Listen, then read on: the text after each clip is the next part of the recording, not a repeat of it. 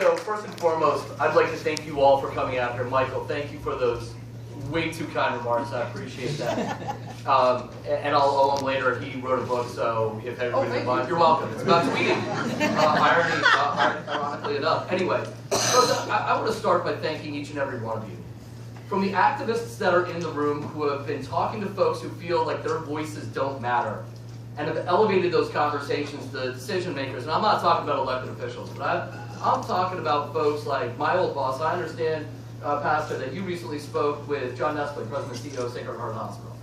And so your ability to talk to folks who otherwise feel like their voices don't matter and elevate their concerns and conversations to people who might have a few resources or might have a few opportunities to make their lives a little bit better is remarkable. It's empowering for our neighbors, our constituents, and our friends.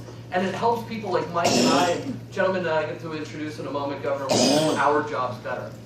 But I'd also like to thank you all for the smaller things that you're doing every day. You know, when I worked at Sacred Heart a few blocks down the road, we got to do things like meet people who are just having a hard time with dinner that night. We did coat drives, we did backpack drives, and I know you're doing that too. You're helping those constituents, our neighbors, our friends, our family members who are struggling with those little kindnesses, the warm meal, a knit hat on a cold day, that so dramatically improves their life. And I want to thank you, not as a state representative, but as a guy who grew up a block and a half from here. See, you're in my neighborhood. I was born and raised at 10th and Chew, and I'm fibbing a little bit, because I didn't just live at 10th and Chew. I was a real poor kid. I lived in 9 places by the time I was 18 years old. You don't necessarily think about urban poverty being a guy who looked like me, but my dad was real poor. My mom and dad were real poor. My dad had severe PTSD from his service in Vietnam. My father struggled with addiction. He died in 2001. And we were a poor family. I got to where I am because my community and the public at large invested in me. My dad had a union job with the city of Allentown digging ditches. And when he had a bad day at work, he didn't get fired because his union protected him. Thank you, SEIU. When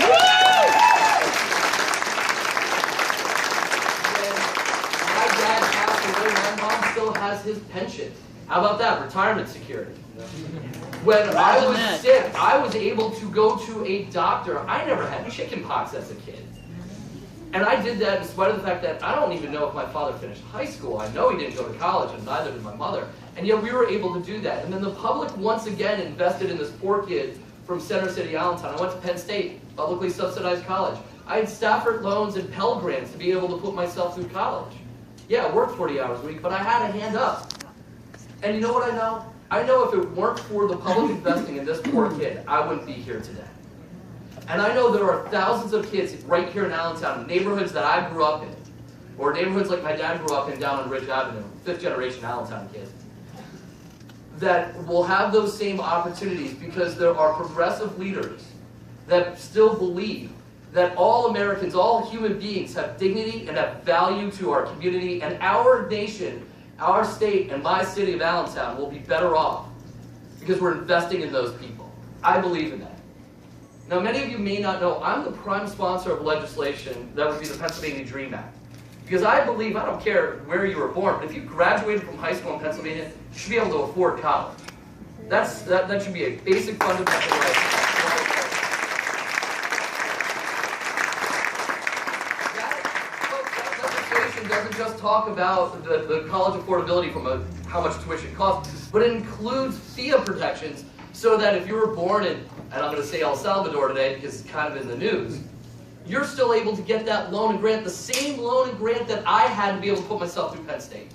Because that's just an American principle, and it's smart for our economy. I'm the prime sponsor of legislation that would just do a study on income inequality. We all know that the haves have more now and the have-nots have less than they had a decade ago. All I want to do is study it, and I partnered with a colleague of mine from the city of York, Representative Carol Hill Evans, to do it. We have, not only have these two bills not passed, I can't even get a vote in committee to consider either of these things. Why? It's not because Democrats in Pennsylvania aren't progressive enough. It's because there's not enough of us. There are 40 more Republicans in the Pennsylvania State House than there are Democrats. 40. We have 80 members. There's 50% more Republicans than Democrats in the Pennsylvania State House. State Senate's even worse. We have 16 Democratic state senators out of 50. They have a veto-proof majority. That way, when they pass something horrible, like they tried to do a recently targeting trans kids, if Governor Wolf wanted to veto that, they could have said, we don't really care what you have to say, we're going to override this veto. Fortunately, we were able to kill that proposal. But the best that we can do right now in Harrisburg, and the best that Governor Wolf can do in Harrisburg, is stop some really bad things from happening. So forget studying income inequality, forget passing college education, affordability for all folks, forget passing a minimum wage right now. We're just trying to hold on to dear life to make sure things don't get worse for the working class men and women, the people of Pennsylvania across the area. Folks, I'm a Democrat because I believe government has a moral and philosophical responsibility to help the little guy. Yes.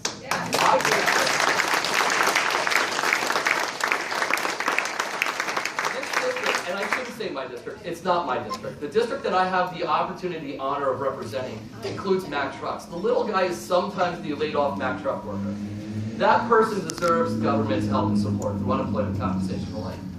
But so does the newly arrived Syrian immigrant, so does the kid who happens to be a transgender, who's tired of getting bullied, and so do everybody else. We all have value, we all are important, and every single one of us has something to add to make our community better.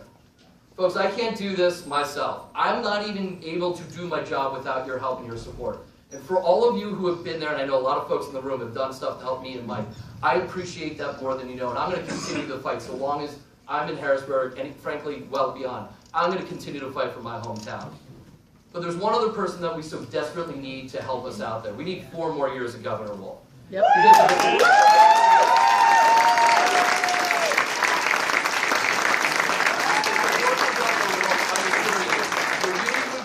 Away, education would be funded at a much lower level, and our basic human rights would be obliterated. Governor Wolf, thank you for coming to Allentown. Please go out.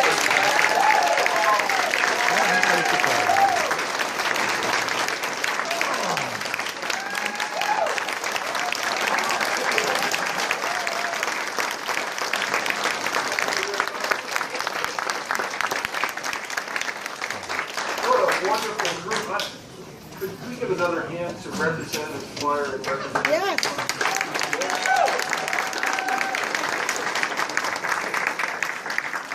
I got to tell you, it is hard in Harrisburg. I've been doing this for just a little less than 3 years. Before that, I was just like you, interested in making my Commonwealth a better place. So I've been surprised by what I've seen in Harrisburg. There are a lot of people who have a lot of ideas that are very different from the ideas that my team have and that you have. We're just trying to make lives better. That's what you want. That's what we all want. And that's what we're trying to do. We're not trying to cater to any interest. We're not trying to make sure somebody's feelings aren't hurt. We're actually trying to make lives better. That's what Pete was talking about. That's what Mike is talking about, and that's what we try to do in Harrisburg. But there are a surprising number of people who really don't care about that, and who want to keep things the way they are, moving in a direction that really is so different from what it should move. And I think talking about this issue that we're talking about today, the Dreamers Act, you know, how ridiculous is the opposition to DACA from anybody? I mean, and this is Pennsylvania. Representative Ellison, good to see you here.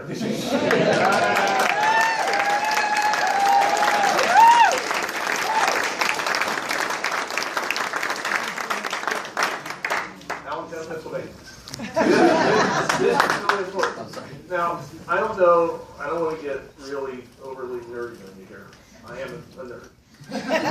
But one of my favorite authors is an author called Maria Remarque, who wrote All Quiet on the Western Front. Yes. He wrote a number of novels. One of them is not as well known. It's called Flotsam. And it's about life before the Second World War in Europe, when a lot of stateless refugees were wandering from border to border. They were being kicked out, deported from countries.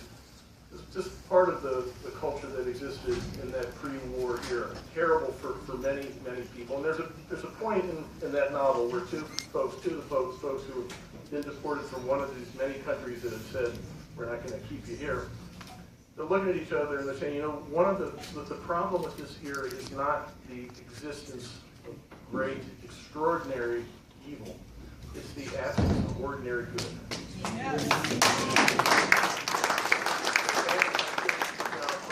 And that's our challenge. And it reminds me of the quote, and you've all heard this, Benjamin Franklin was leading the Constitutional Convention in 1787. Everybody knows this. Mrs. Powell confronted him and said, so what's it to be, Dr. Franklin, a monarchy or a republic? He said, a republic, if you can keep it. What we've shown right now is that we need to keep our republic. And we need to hold fast to those ideals and those values that we started with 247 years ago. Right. We have never lived fully up to those ideals, but we've never stopped trying. Up until now, we have got to try to live up to those ideals. And what better way than the Dreamers? What better way to take folks who have been in this country for a long time? They were brought here by their parents. They're here. This is the only home they know. We cannot afford to make them stateless refugees like those folks in Flotsam. We cannot afford to have the absence of that ordinary goodness that has made this country so great and has made us progress through all the tough things and bad things we've progressed through. We've got to keep progressing. We can't go backward. And so this is about holding on to our republic. This is about what you are doing here. You need to do this. You need to keep this energy alive. I'm hoping you're going to keep this energy alive through November of 2018.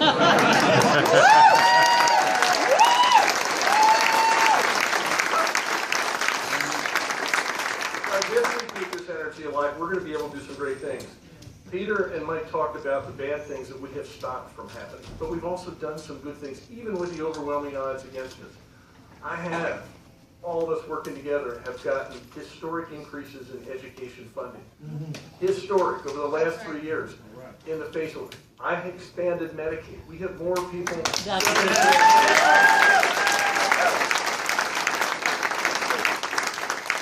been able to do things that have made lives better for people here in Pennsylvania. Could we do more if there were more Mikes, more Petes in Harrisburg? Absolutely. And this year, this is our chance. Yeah. Let's make sure we keep this republic. Let's make sure we hold on to the values that we have held dear ever since the founding. Let's make America truly great. Yeah. Thank you very much.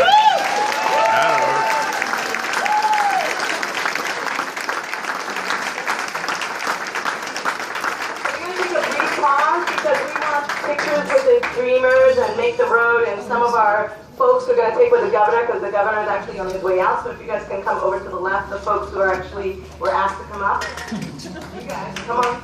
Julie, Dan, Phyllis. Come quickly. Take a quick picture.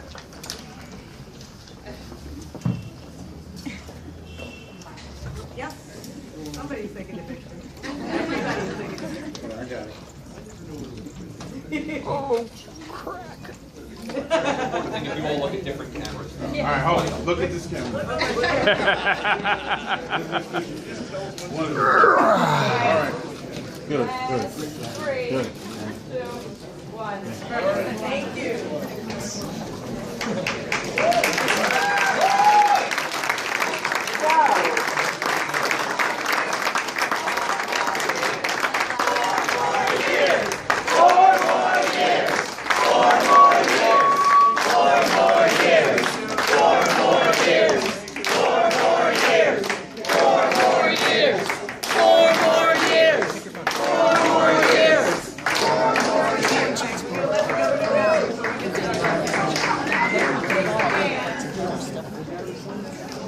Sorry, we're going to let the governor make his way out so that we can clear the path for him as he shakes some of your willing hands. Because we know some of you are going to work on that campaign and help make that a reality.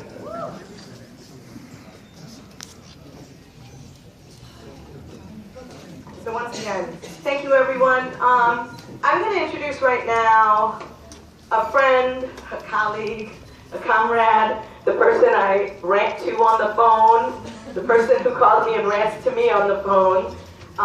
We've been on a lot of struggles together, and I imagine that we'll be in many more together. the director of Make the Road PA, Adán Jesus Marin.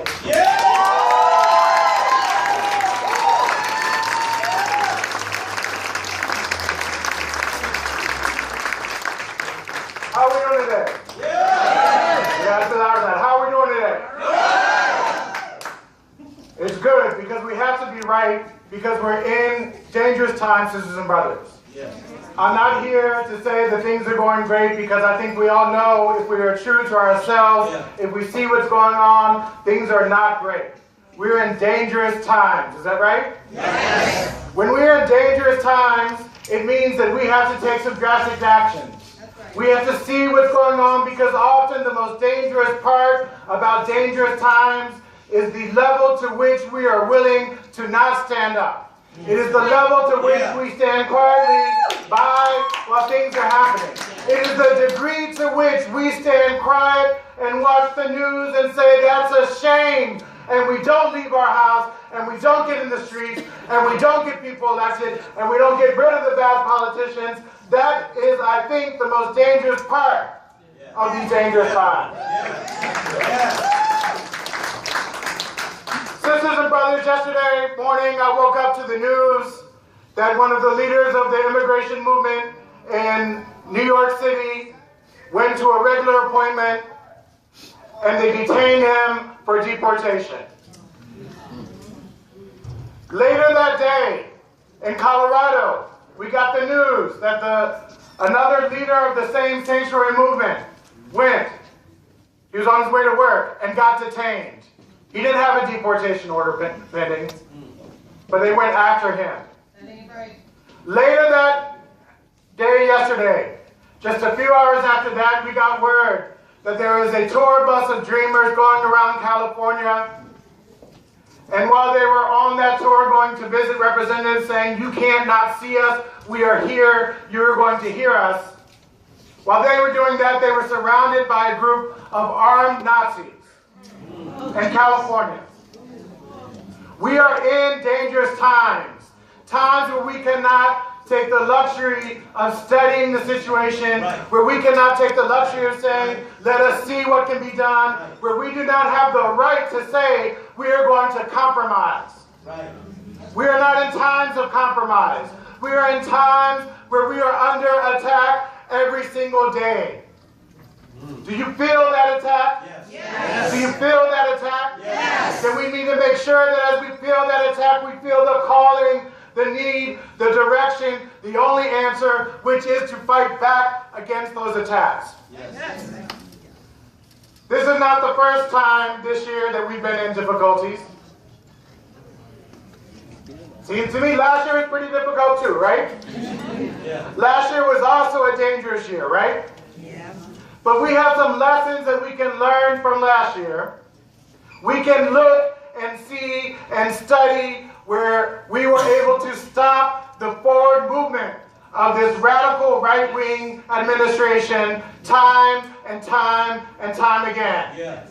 And if we are honest with ourselves when we look at last year, we were able to stop their forward movement not by finding some sort of compromise, not by seeing how we could all get along. The truth is, when they are coming for all of us, we cannot all get along. There is only one option, and that option is to fight and to win.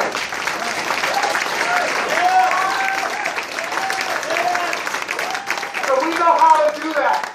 Because we've done that right here in Pennsylvania, we've done that here in Allentown, we've done that in Reading, we've done that in Nepal, we've done that in Harrisburg, we've done that in Philadelphia, we've gone down to DC, we've done it there. We know how to fight back. And we have to be determined that this year we're going to continue to do that fight back. Yes. The truth is we have a huge opportunity. While these are dangerous times, these are also times with a huge opportunity. This is the year when we can turn this around. And I have to say, not just turn around to mediocrity. That's right. This is the year when the questions are clear, when the threats are clear, when people understand what's at stake. And if we put forth a voice, and we put forward a movement, and we put forward candidates who are not afraid to say that we demand justice, nothing less than justice. We demand what is great, nothing less than what is right. We demand to be able to work and live off of what we are paid and nothing less. We demand the right to leave our house in the morning and not be afraid, not questioning whether or not we're going to be able to come back at night. We have the right to justice. People are hungry for that justice. And if we fight, and if we put forward that message, and if we put forward our candidates, and if we carry our voice without fear and we say that is what we're fighting for, that is what this is about. This is not just about seeing who wins the poker race. We are fighting for the very survival of our country and our people. Am I right?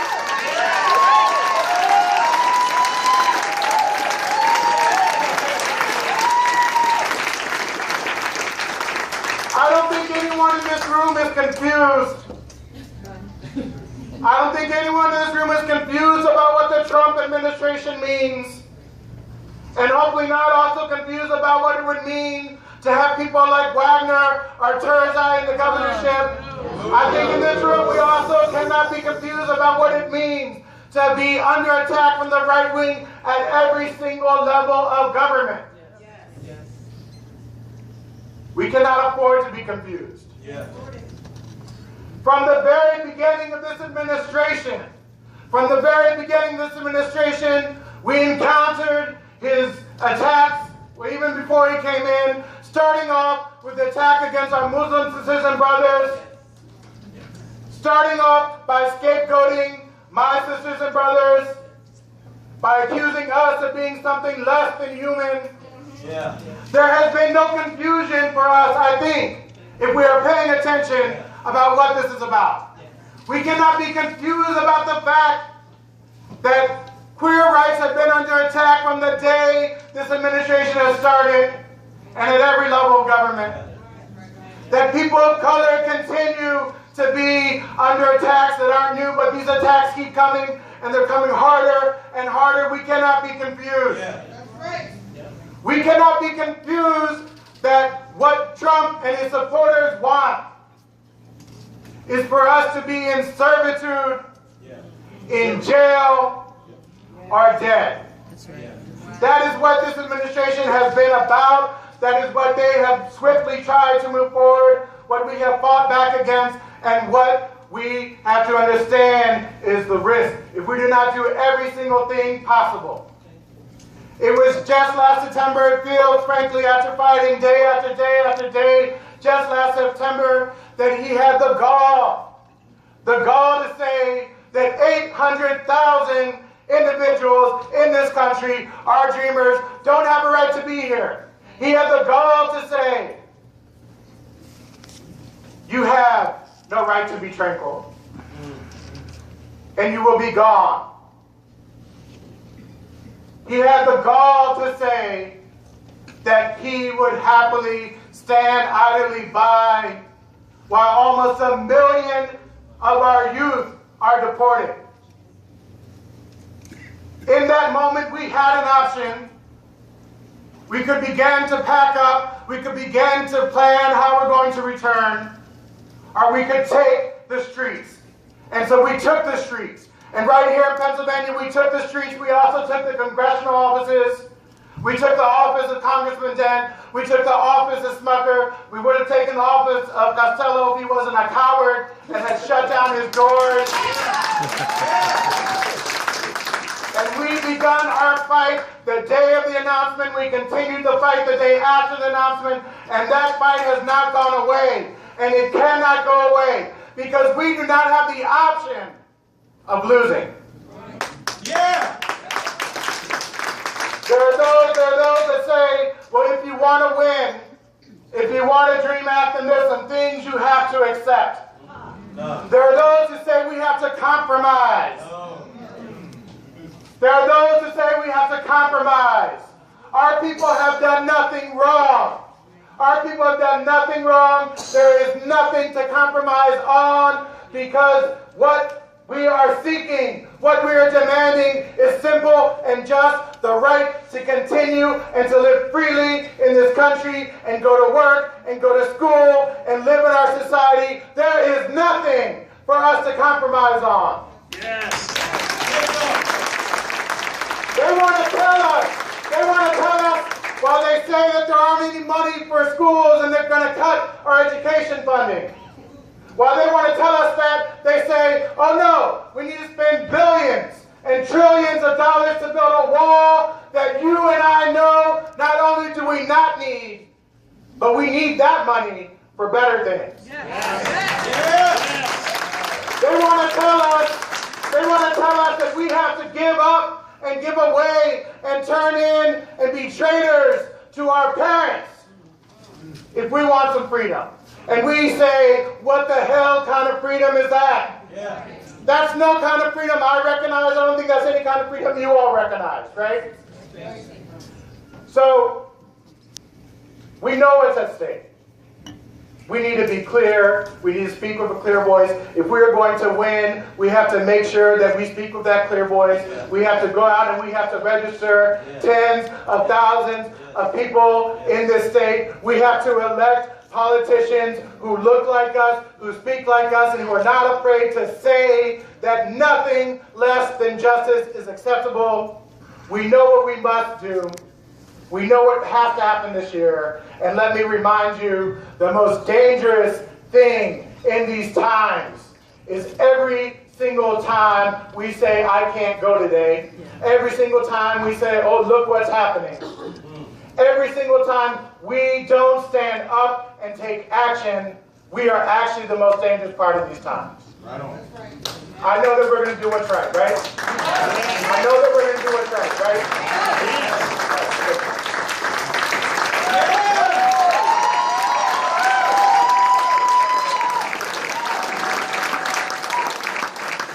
Thank you, Don. So we're going to move on to the program, and we're going to bring up a member of Make the Road, a partner in the movement, a dreamer, Rainey Leonore Lake.